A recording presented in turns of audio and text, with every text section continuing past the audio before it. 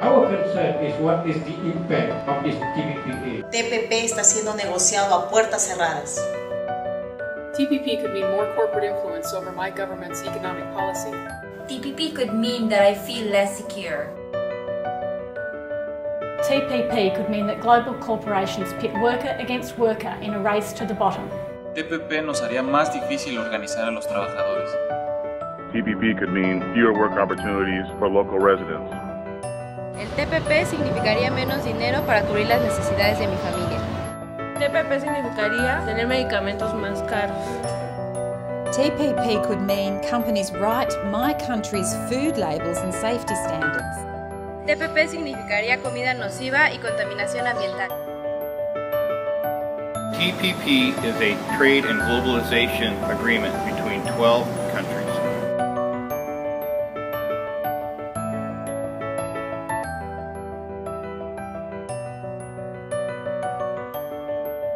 And even after negotiations are finished, more countries can join.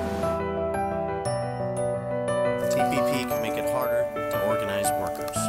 TPP could mean deforestation. TPP could mean more overfishing. Le PTP pourrait vouloir dire que notre voix ne sera plus écoutée. Este acuerdo Trans-Pacífico es una gran prueba para las posibilidades futuras de la población mundial. TPP could mean we lose our voice.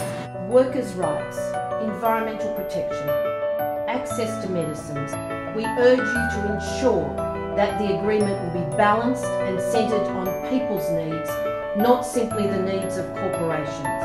TPP is going to happen. TPP va a pasar. TPP is going to happen unless you do something about it. TPP será una realidad si no hacemos algo.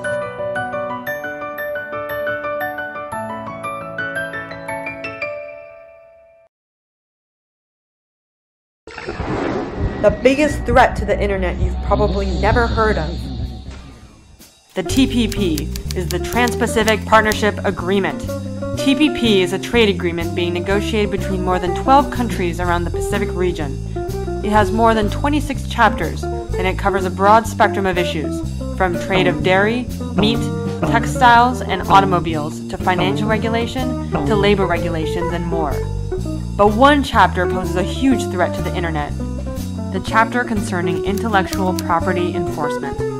We can't exactly know what's in that chapter because TPP is being negotiated in secret through a series of backroom deals that shut out the public. Trade officials won't release the text of the agreement or even tell us what their policy positions are on any issue. One thing we know is that while the public is shut out of the negotiating process, private corporate interests aren't. In particular, big content industries are spending ginormous amounts of money in lobbying to convince policymakers that more aggressive and draconian copyright laws will lead to more innovation, more creativity, and more jobs. But in reality, that just isn't the case. If adopted, the copyright enforcement measures proposed in the TPP could make the internet intimidating and repressive. Users will be afraid to view, share, and interact with digital content. An early version of the text has been leaked, and you should be worried about what's inside.